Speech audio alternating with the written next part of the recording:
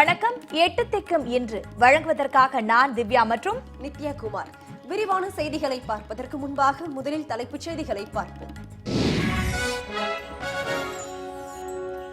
நாளை முதல் 6 நாட்களுக்கு வினாடிக்கு 6000 கன அடி நீர் திறக்க உச்சநீதிமன்றம் உத்தரவு. 4 நாட்களில் காவிரி மேலாண்மை வாரியம் அமைக்கவும் கெடு.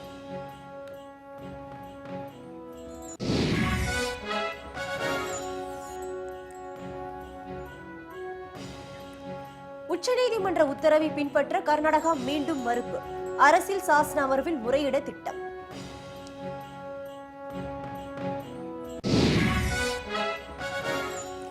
உள்ளாட்சி பதவிகளை ஏலம் விடுபவர்கள் மீது கடுமையான நடவடிக்கை எடுக்கப்படும்.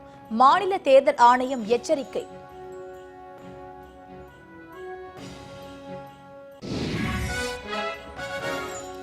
பீகாரில் கொண்டுவரப்பட்ட பூரண மதுவிலக்கு சட்டத்தை ரத்து செய்தது பாட்னா உயர்நீதிமன்றம்.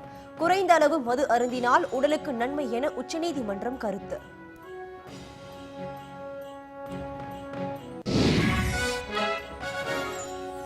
முதலமைச்சரின் உடல்நலம் குறித்து வெளியாகும் வதந்திகளுக்கு ஆளுநர் முற்றுப்புள்ளி வைக்க வேண்டும். திமுக தலைவர் கருணாநிதி வலியுறுத்தல்.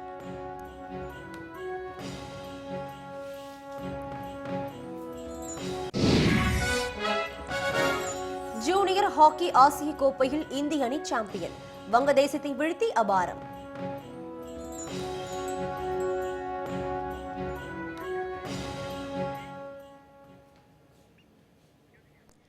கர்நாடக அரசு காவிரியில் நீர் திறப்பதற்கு உச்சநீதிமன்றம் மீண்டும் உத்தரவு பிறப்பித்துள்ளதோடு அக்டோபர் 4ஆம் தேதிக்குள் காவிரி மேலாண்மை வாரியத்தை அமைக்கும் மத்திய அரசுக்கும் உத்தரவிட்டுள்ளது.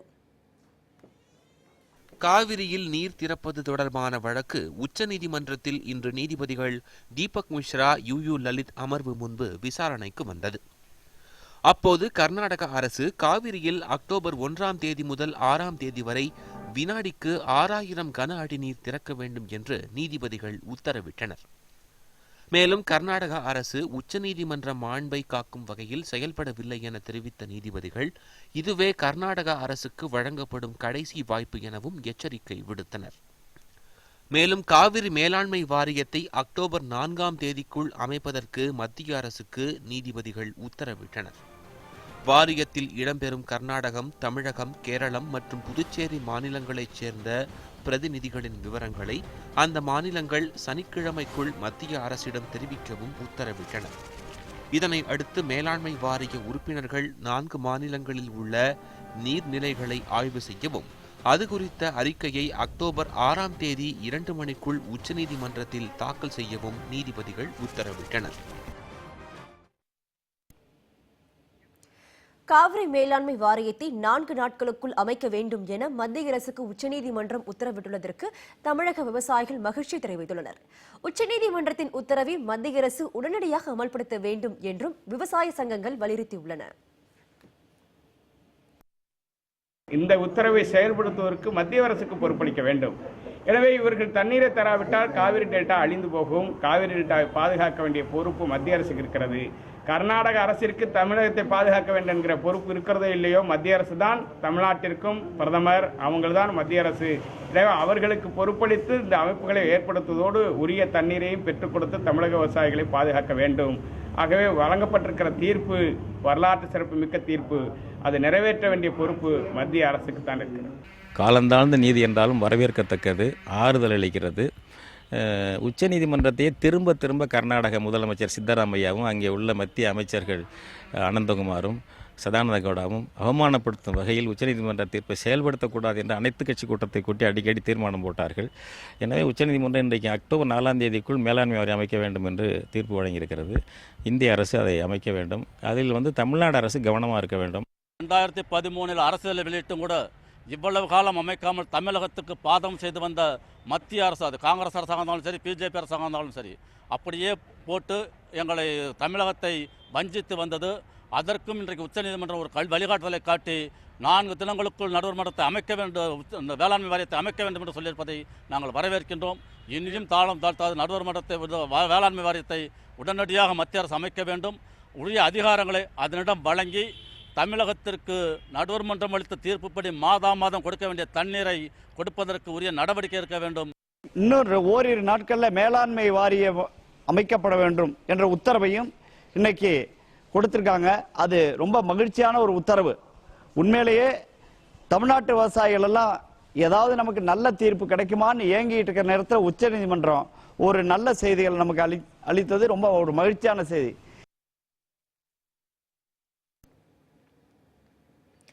காவிரி விவகாரத்தால் தொடர்ந்து 20 நாட்களாக லாரிகள் ஓடாததால் 50,000 கோடி ரூபாய் இழப்பு ஏற்பட்டுள்ளதாக லாரி உரிமையாளர்கள் கூறியுள்ளனர். காவிரி பிரச்சனையில் கன்னட அமைப்பினர் தொடர் வன்முறைகளில் ஈடுபட்டனர். இரு மாநில எல்லைப் பகுதியில் 20 நாளாக லாரிகள் நிறுத்தப்பட்டுள்ளன. ஒட்டுமொத்தமாக 50,000 கோடி ரூபாய் வர்த்தகம் இழப்பு ஏற்பட்டுள்ளதாகவும் லாரி உரிமையாளர்களுக்கு மட்டும் 5,000 கோடி ரூபாய் இழப்பு ஏற்பட்டுள்ளதாகவும் தென் மாநில லாரி உரிமையாளர்கள் சங்கம் தெரிவித்துள்ளது. மேலும் கர்நாடகாவில் தமிழக பதிவெண் கொண்ட 46 லாரிகள் எரிக்கப்பட்டுள்ளதாகவும் இதற்கு கர்நாடக அரசு 20 கோடி ரூபாய் இழப்பீடு வழங்க வேண்டும் என்றும் அவர்கள் வலியுறுத்தினர். நாளை முதல் போலீஸ் பாதுகாப்புடன் லாரிகளை இயக்க வேண்டும் என்றும் லாரி உரிமையாளர்கள் கோரிக்கை விடுத்துள்ளனர்.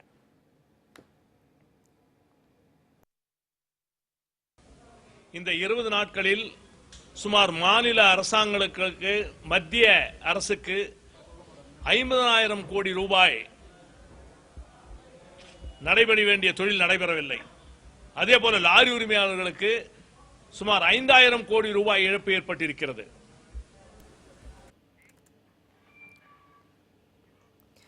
உச்சநீதிமன்ற உத்தரவுப்படி தமிழகத்திற்கு தண்ணீர் திறக்க கர்நாடக அரசு மீண்டும் மறுப்பு தெரிவித்துள்ளது.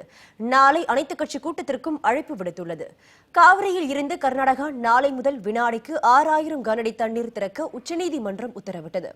இந்நிலையில் தண்ணீர் திறக்க மீண்டும் மறுத்துள்ளதாக கர்நாடக அரசு தரப்பில் தகவல்கள் வெளியாகியுள்ளன. உச்சநீதிமன்ற தீர்ப்பை எதிர்த்து அரசியல் சாசன அமர்வில் மேல்முறையீடு செய்யப்போவதாகவும் கர்நாடக அரசு தரப்பு வட்டாரங்களில் கூறப்படுகிறது.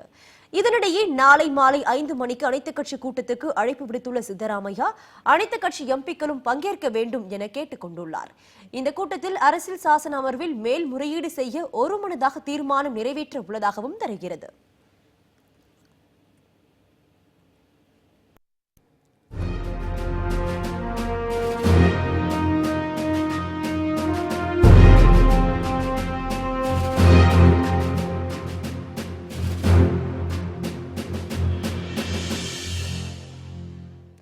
பீகார் மாநிலத்தில் அமல்படுத்தப்பட்ட பூரண மது விலக்கு சட்டத்தை பாட்னா உயர்நீதிமன்றம் ரத்து செய்துள்ளது. பீகார் மாநில அரசு நிறைவேற்றிய மது விலக்கு சட்டம் சட்டவிரோதமானது என்றும் கூறியுள்ளது. 10 கோடி மக்கள் தொகை கொண்ட பீகார் மாநிலத்தில் பூரண மதுவிலக்கு அமல்படுத்தப்படும் என முதலமைச்சர் நிதிஷ்குமார் கடந்த சட்டப்பேரவைத் தேர்தலில் வாக்குறுதி அளித்தார். தேர்தலில் வென்று ஆட்சிக்கு வந்த பின்னர் கடந்த மார்ச் 31ஆம் தேதி மதுவிலக்கு சட்டத்தை நிறைவேற்றிய நிதிஷ்குமார் அரசு ஏப்ரல் 5ஆம் தேதி முதல் பூரண மதுவிலக்கை அமல்படுத்தியது. இந்த சட்டத்தின்படி மது விற்கும் நபர்களுக்கு 10 ஆண்டுகள் வரை சிறை தண்டனை விதிக்கப்படும். ஒருவர் வீட்டில் மது இருந்தால் அந்த வீட்டில் வசிக்கும் அனைத்து நபர்களும் கைது செய்யப்படுவார்கள். கைது செய்யப்பட்ட நபர்கள் காவல் நிலையங்கள் வழியாக அல்லாமல் நீதிமன்றங்கள் மூலமாக மட்டுமே ஜாமீன் பெற முடியும். இது தொடர்பான வழக்குகளை சிறப்பு நீதிமன்றம் மட்டுமே விசாரிக்க முடியும். திடீரென அமல்படுத்தப்பட்ட பூரண மதுவிலக்கால் அதிருப்தியடைந்த மதுப்பிரியர்கள் அண்டை மாநிலமான ஜார்க்கண்ட் மாநிலத்தை நோக்கி படையெடுத்தனர். இதனால் ஜார்க்கண்ட் மாநிலத்தின் வருவாய் கடந்த 3 மாதங்களில் 20 விழுக்காடு வரை உயர்ந்தது. பூரண மதுவிலக்கால் பீகார் அரசுக்கு 5,000 கோடி ரூபாய் வரை வருவாய் இழப்பு ஏற்பட்டது. பூரண மதுவிலக்கு இருந்தாலும் பீகாரில் சட்டவிரோதமாக மது விற்பனை அமோகமாக நடைபெற்றது. மது விற்பனை செய்ததாக ஏப்ரல் மாதம் முதல் இதுவரை 13,000 பேர் கைது செய்யப்பட்டுள்ளனர். மேலும் கடந்த மாதத்தில் அங்குள்ள கோபால்கஞ்ச் மாவட்டத்தில் மது குடித்த 18 பேர் உயிரிழந்தனர். இதையடுத்து பூரண மதுவிலக்கு சட்டத்திற்கு எதிராக பாட்னா உயர்நீதிமன்றத்தில் முன்னாள் ராணுவ வீரர் AN சிங் பொதுநல வழக்கு தொடர்ந்தார். ஒருவரது உணவு பழக்கத்தை அரசு தீர்மானிக்க முடியாது எனவும் அந்த பொதுநல வழக்கில் கூறப்பட்டது. இந்நிலையில் இந்த வழக்கை இன்று மீண்டும் விசாரித்த பாட்னா உயர்நீதிமன்றம் பீகாரில் அமல்படுத்தப்பட்ட பூரண மதுவிலக்கு சட்டத்தை ரத்து செய்து உத்தரவிட்டுள்ளது. குறைந்த அளவு மது அருந்துவது உடல் நலத்திற்கு தீங்கு விளைவிக்காது என்பதால் நாடு முழுவதும் பூரண மதுவிலக்கை அமல்படுத்த முடியாது என உச்சநீதிமன்றம் தெரிவித்துள்ளது. நாடு முழுவதும் பூரண மதுவிலக்கை அமல்படுத்த வேண்டும் என பாஜக செய்தி தொடர்பாளர் அஸ்வினி உபாத்யாயா தொடர்ந்த வழக்கு உச்சநீதிமன்றத்தில் விசாரணைக்கு வந்தது. இவ்வழக்கை விசாரித்த நீதிபதிகள் அர்ஜுன் குமார், சிக்ரி NV ராமண்ணா அமர்வு பொதுநல வழக்காக விசாரித்தது. அப்போது பெரும்பாலான சாலை விபத்துக்களுக்கு காரணம் மது அருந்திவிட்டு வாகனம் ஓட்டுவதுதான் என்றும், மதுவினால் சமூகத்தில் குற்ற செயல்கள் அதிகரித்து வருவதாகவும் மனுதாரர் தரப்பில் வாதிடப்பட்டது. மேலும் குஜராத் உள்ளிட்ட சில மாநிலங்களில் மதுவிலக்கு அமல்படுத்தப்பட்டு சிறப்பான வரவேற்பை பெற்றுள்ளதாகவும் நீதிமன்றத்தில் தெரிவிக்கப்பட்டது.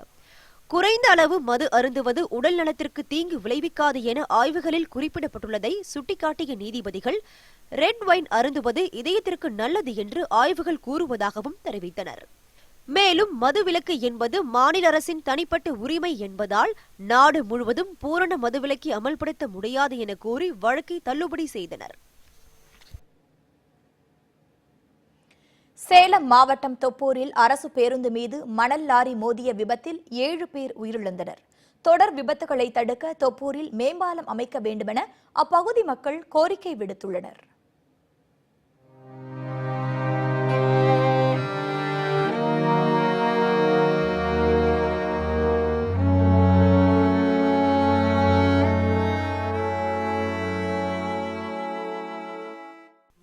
மாவட்டம் மேச்சேரியில் இருந்து தர்மபுரிக்கு அரசு பேருந்து ஒன்று சென்று கொண்டிருந்தது. தொப்பூரில் மேச்சேரி சாலையில் இருந்து வளைந்து தர்மபுரி சேலம் தேசிய நெடுஞ்சாலைக்குள் பேருந்து செல்ல முயன்றது. அப்போது சேலத்தில் இருந்து தர்மபுரி நோக்கி மின்னல் வேகத்தில் சென்ற மணல் லாரி அரசு பேருந்து மீது பயங்கர சத்தத்துடன் மோதியது. இந்த விபத்தில் பேருந்தில் பயணம் செய்து 7 பேர் உயிரிழந்தனர். 30க்கும் மேற்பட்டோர் காயமடைந்தனர். காயமடைந்தவர்கள் சேலம் மற்றும் ஓமலூர் அரசு மருத்துவமனைகளில் அனுமதிக்கப்பட்டுள்ளனர். அவர்களை சேலம் மாவட்ட ஆட்சியர் சம்பத் நேரில் பார்த்து ஆறுதல் கூறினார். அதான் இது அந்த விபத்து நடக்குது நேரடியாக வந்திருக்கோம். அதான் மக்கள் இந்த இடத்துல ஒரு மேம்பாலம் வேணும், அப்புறம் காஷன் போர்டு வேணும், அதெல்லாம் சொல்லியிருக்காங்க. இதெல்லாம் நம்ம ஒரு சாராட்சி தலைமையில் குழு அமைத்து நெடுஞ்சாலைத்துறை, காவல்துறை, வருவாய்த்துறை, போக்குவரத்து துறையை அமைச்சு ஒரு ப்ரொபோசல் வாங்கிட்டு அரசுக்கு பிரிவினை அமைச்சு நிச்சயமாக நடவடிக்கை எடுக்கப்படும். உடனடி நடவடிக்கையாக காஷன் போர்டு, ஸ்பீட் பிரேக்கர் போடுறது, கேட்ஸை போடுறது, ரிஃப்ளெக்டன்ஸ், அது எல்லாமே நம்ம உடனடியே செஞ்சிடணும். சேலம் தர்மபுரி தேசிய நெடுஞ்சாலையில் நடந்த இந்த விபத்தால் 1 கிலோமீட்டர் தொலைவு வரை வாகனங்கள் அணிவகுத்து நின்றன. சுமார் 1 மணி நேரத்திற்கு பிறகு போலீசார் போக்குவரத்தை சரி செய்தனர். விபத்து நடந்த இடத்தில் சேலம் மாவட்ட ஆட்சியர் சம்பத், நாமக்கல் மாவட்ட காவல்துறை கண்காணிப்பாளர் மகேஸ்வரன் ஆகியோர் விசாரணை மேற்கொண்டனர். அப்போது அவர்களை முற்றுகையிட்ட பொதுமக்கள் மேம்பாலம் அமைத்து தொடர் விபத்துக்களை தடுக்க வேண்டும் என்று கோரிக்கை விடுத்தனர். சார் தொப்பூர் செக் போஸ்ட்ல அந்த இடத்துல அடிக்கடி விபத்து நடக்குதுங்க. விபத்து நடக்கிறதுக்கு காரணம் இங்கே கண்டிப்பாக ஒரு மேம்பாலம் தேவைங்க.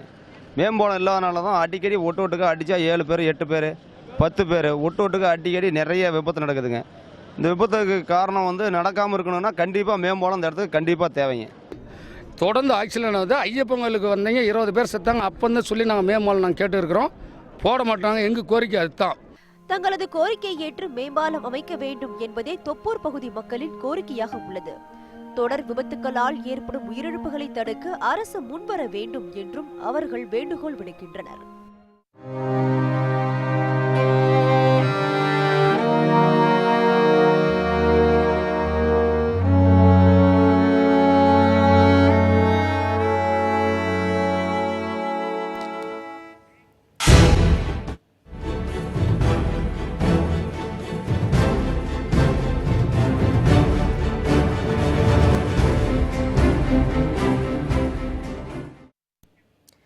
உள்ளாட்சி பதவிகளை ஏலம் விடுபவர்கள் மீது கடும் நடவடிக்கை எடுக்கப்படும் என மாநில தேர்தல் ஆணையம் எச்சரிக்கை விடுத்துள்ளது. இது தொடர்பாக ஆணையம் வெளியிட்டுள்ள அறிக்கையில், தமிழகத்தில் உள்ளாட்சி தேர்தல் வரும் 17 மற்றும் 19 ஆகிய தேதிகளில் நடைபெறும் என்ற அறிவிப்பை சுட்டிக்காட்டியுள்ளது. எனினும் சில இடங்களில் பதவிகள் ஏலம் மூலம் நிரப்பப்படுவதாக செய்திகள் வருவதாக தேர்தல் ஆணையம் தெரிவித்துள்ளது. இவ்வாறு பதவிகள் ஏலம் விடப்படுவது சட்டத்துக்கு புறம்பானது என தெரிவித்துள்ள தேர்தல் ஆணையம், ஜனநாயகத்துக்கு விரோதமாக இச்செயல்களில் ஈடுபடுவோர் மீது கடுமையான நடவடிக்கை எடுக்கப்படும் என்றும் தெரிவித்துள்ளது. இதுகுறித்து அனைத்து மாவட்ட தேர்தல் அலுவலர்கள் மற்றும் மாவட்ட ஆட்சித்தலைவர்களுக்கு தமிழ்நாடு மாநில தேர்தல் ஆணையம் அறிவுரைகளை வழங்கியுள்ளதாகவும் தெரிவிக்கப்பட்டுள்ளது.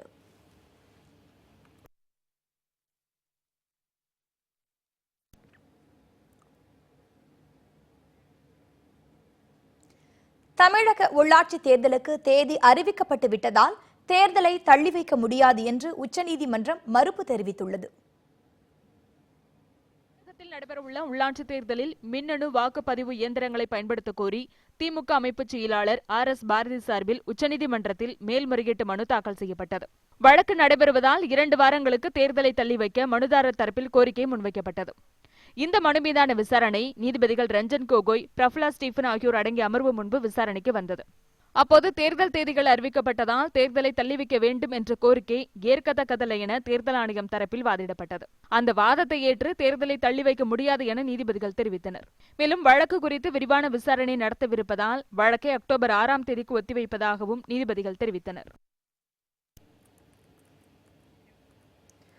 முதலமைச்சரின் உடல்நலம் குறித்து வெளியாகும் வதந்திகளுக்கு ஆளுநர் முற்றுப்புள்ளி வைக்க வேண்டும் என்று திமுக தலைவர் கருணாநிதி வலியுறுத்தியுள்ளார். திமுக தலைவர் கருணாநிதி விடுத்துள்ள அறிக்கையில், அப்பல்லோ மருத்துவமனையில் கடந்த 1 வாரமாக சிகிச்சை பெற்று வரும் முதலமைச்சரை ஆளுநர் இதுவரை நேரில் சென்று பார்க்கவில்லை என்று குறிப்பிட்டுள்ளார். அவரது உடல்நலம் குறித்து வெளியாகும் வதந்திகளுக்கு முற்றுப்புள்ளி வைக்கும் வகையில் சிகிச்சை பெறும் முதலமைச்சரின் புகைப்படத்தை வெளியிடலாமே என்றும் கருணாநிதி கேட்டுள்ளார். முதலமைச்சரை மத்திய இணையமைச்சர் பொன் ராதாகிருஷ்ணன் உள்ளிட்ட பலர் பார்க்க சென்றதாக வெளியான செய்தியை குறிப்பிட்டுள்ள அவர், உண்மையில் முதலமைச்சரை நேரில் பார்த்து நலம் விசாரித்ததாக செய்திகள் இல்லை என்று கூறியுள்ளார். முதலமைச்சர் நலம் பெற்று தனது பணியினை தொடர வேண்டும் என உளப்பூர்வமாக விரும்புவதாக குறிப்பிட்டுள்ளார். அதேவேளை முதலமைச்சரின் உடல்நிலை குறித்து வெளியாகும் வதந்திகளுக்கு முற்றுப்புள்ளி வைக்க வேண்டும் என்றும் கருணாநிதி தனது அறிக்கையில் வலியுறுத்தியுள்ளார். நீர்ச்சத்து குறைபாட்டுடன் காய்ச்சல் காரணமாகவும் கடந்த 22ஆம் தேதி சென்னை அப்பல்லோ மருத்துவமனையில் அனுமதிக்கப்பட்ட தமிழக முதலமைச்சர் ஜெயலலிதா மறுநாளே குணமாகிவிட்டதாகவும் தற்போது மருத்துவ ஓய்வில் மட்டுமே இருப்பதாகவும் அதிமுக செய்தி தொடர்பாளர் CR சரஸ்வதி கூறியுள்ளார்.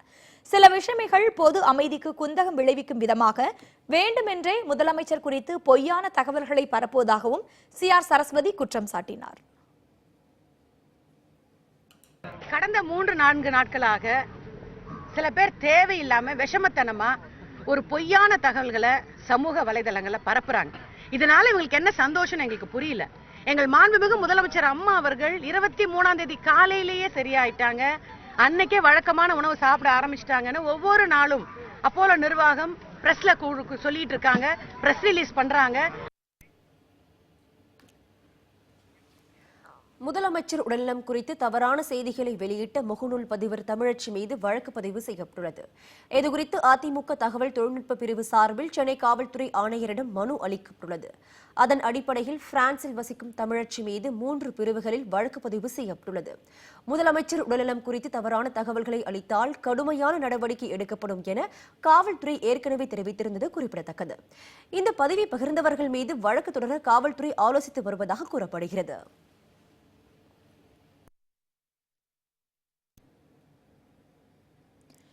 ஊரி தாக்குதலுக்கு பதிலடி கொடுக்கும் விதமாக பாகிஸ்தான் ஆக்கிரமிப்பு காஷ்மீரில் இந்திய ராணுவம் நடத்திய தாக்குதலுக்கு வரவேற்பு பெருகி வருகிறது. அதே நேரத்தில் போர் நிறுத்த ஒப்பந்தத்தை மீறி பாகிஸ்தான் தற்போது தாக்குதல் நடத்தி வரும் நிலையில் எல்லையோர கிராமங்களில் இருந்து மக்கள் வெளியேறி வருகின்றனர். பாகிஸ்தான் ஆக்கிரமிப்பு காஷ்மீரில் உள்ள பயங்கரவாத முகாம்கள் துல்லியமாக அழித்தொழிக்கப்பட்டதன் மூலம் 38 தீவிரவாதிகள் கொல்லப்பட்டனர். மத்திய அரசின் இந்த நடவடிக்கைக்கு நாடு முழுவதும் வரவேற்பு பெருகி வருகிறது. இந்திய ராணுவம் மேற்கொண்ட அதிரடி தாக்குதலுக்கு காங்கிரஸ் துணைத் தலைவர் ராகுல் காந்தி வரவேற்பு தெரிவித்துள்ளார்.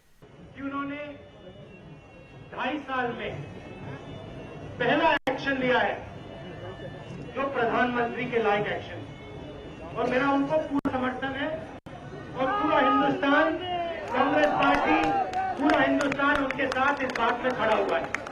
பயங்கரவாதத்திற்கு எதிராக பிரதமர் நரேந்திர மோடி துணிச்சல் மிகுந்த நடவடிக்கையை மேற்கொண்டுள்ளதாக இந்தியாவுக்கான ஆப்கானிஸ்தான் தூதர் சைதா முகமது அப்தலி கூறியுள்ளார்.